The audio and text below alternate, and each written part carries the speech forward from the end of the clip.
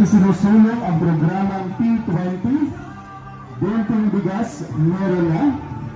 Ito ang utos at ang gusto ng presidente natin na si Ferdinand Bongbong Marcos na ma-implement natin to as soon as possible in the speediest time possible.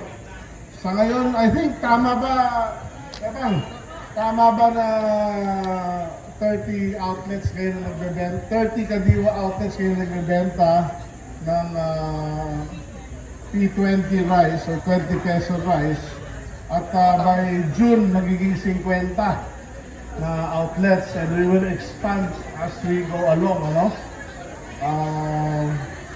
Meron lang tayo nakikita sa meeting namin kahapon ng mga logistical challenges. But we are addressing it and we are fixing the system as we go along. No? So please bear with us while there might be some hiccups na sinasabi.